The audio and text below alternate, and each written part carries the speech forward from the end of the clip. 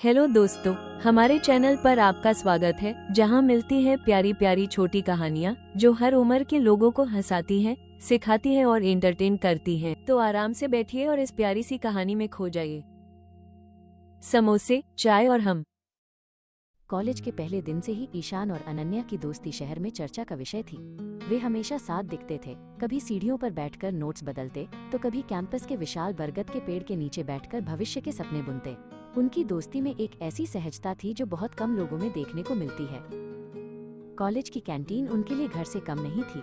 वहाँ की मशहूर मसाला चाय और समोसे उनकी हर बहस का हिस्सा होते। एक बार अनन्या ने हंसते हुए समोसे की चटनी अपनी सफेद शर्ट पर गिरा दी। ईशान ने उसे चिढ़ाते हुए और टिश्यू पेपर थमाते हुए कहा, अनन्या, तुम बिना रायता फैलाए कोई काम नहीं कर सकती क्या? परीक्षा के दिनों में लाइब्रेरी उनका ठिकाना बन जाती थी। जब पूरी दुनिया सो रही होती, वे दोनों किताबों के पहाड़ों के बीच बैठे रहते। अक्सर अनन्या पढ़ते पढ़ते किताबों पर ही सिर रखकर सो जाती। ऐसे में ईशान चुपचाप उसके हिस्से के मुश्किल नोट्स पूरे कर देता और उसे जगाने की हिम्मत नहीं करता।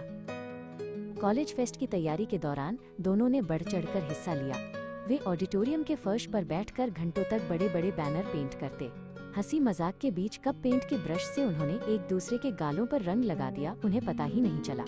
उस दिन उनकी हंसी की गूंज पूरे हॉल में सुनाई दे रही थी।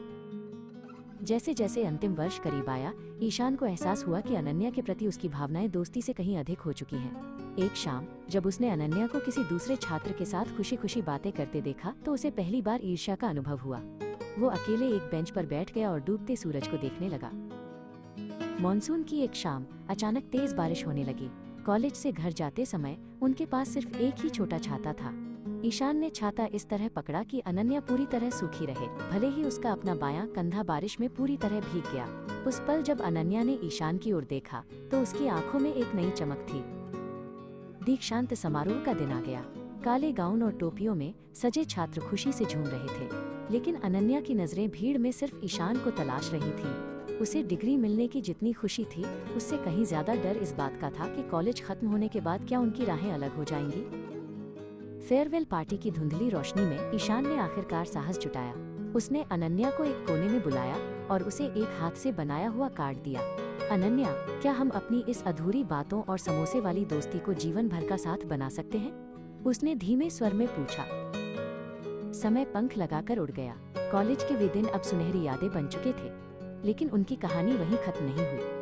आज वे दोनों शादी के मंडप में बैठे थे। उनकी आंखों में वही पुरानी शरारत और एक दूसरे के लिए वही अटूट सम्मान था जो कॉलेज की उन गलियों में शुरू हुआ था। आज भी जब वे कभी अपने पुराने कॉलेज के गेट से गुजरते हैं, तो रुककर एक दूसरे को देख मुस्कुरा देते हैं। ईशान अब भी अनन्या के लिए चाय का प्याला लाता है और अनन्या अब भी कभी कभी चाय गिरा देती है। उनकी मोहब्बत आज भी उसी कॉलेज कैंटीन की चाय की तरह गर्म और ताज़ी है।